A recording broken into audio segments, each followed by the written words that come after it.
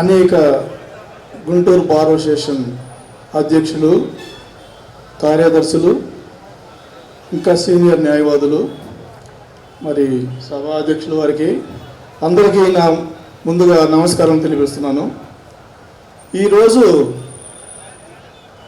56 రోజుల నుంచి మేము మా కోర్టులు అబ్టైన్ చేస్తూ మేము ఇక టైటిల్ యాక్ట్ని రద్దు చేయడం కోసం అనేక నిరసన కార్యక్రమాలు చేస్తున్నాం. ఇదే విధంగా ఈ రాష్ట్ర మహాసభ ఏర్పాటు చేయాలని మా యొక్క కమిటీ నిర్ణయం మీద ఈ యొక్క సభని ఏర్పాటు చేయడం జరిగినది. అందుకు మీరందరూ వచ్చి ఈ యొక్క సభకి ఆహ్వానించినందుకు ముందుగా మరొకసారి ధన్యవాదాలు తెలుపుతున్నాను.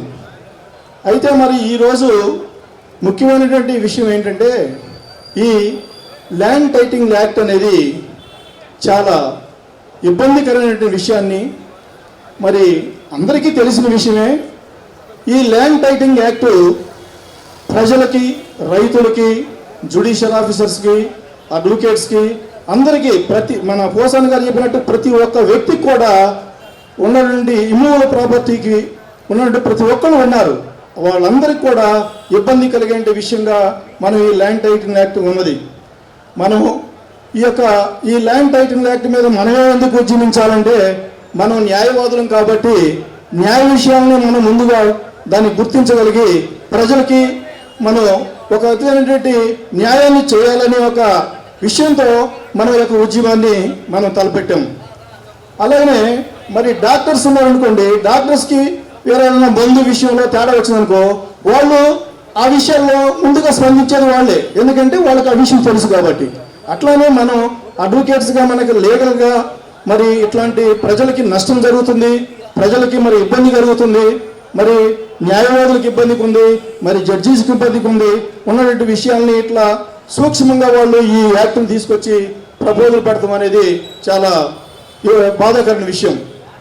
మనము ఈ రోజుకి అన్ని బార్ అసోసియేషన్లు స్పందించి చక్కగా ఇక్కడ ఆశీర్వదించినందుకు వారికి మరొకసారి ధన్యవాదాలు తెలుపుతున్నాను. మరి మనం ఈ యొక్క ఉద్యమాన్ని, ఈ యొక్క ల్యాండ్ టైటిలింగ్ యాక్ట్ అనేది మనం రద్దయ్యేంత వరకు కూడా మనం అందరము ఈ యొక్క ఉద్యమాన్ని కొనసాగించే విషయాన్ని తెలియపరుచుకుంటున్నాను. అట్లాగనే మనం ఈ యాక్ట్లో జరిగే అంశాలు మన సీనియర్ న్యాయవాదులు అందరూ చెప్పారు, మీరు కూడా తెలుసు. ఆ పాంప్లెట్లో కూడా చక్కగా దానిలో వివరణ జరిగినది.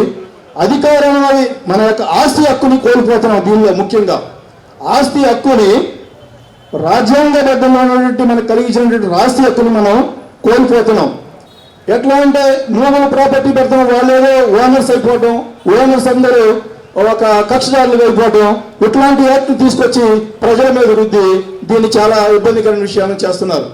కాబట్టి ఈ యొక్క న్యాయవాదుల ఉద్యమానికి గవర్నమెంట్ కొంత స్పందించి ఈ యొక్క యాక్ట్ని రద్దు చేయటమా, దాని మీద సమీకరణ చేయటమా, మరి కూర్చొని విచారణ చేయటం అనేది చేయాలి. కానీ ఇప్పుడు వరకు ఎటువంటి పరిణామాలు జరగల గవర్నమెంట్ నుంచి.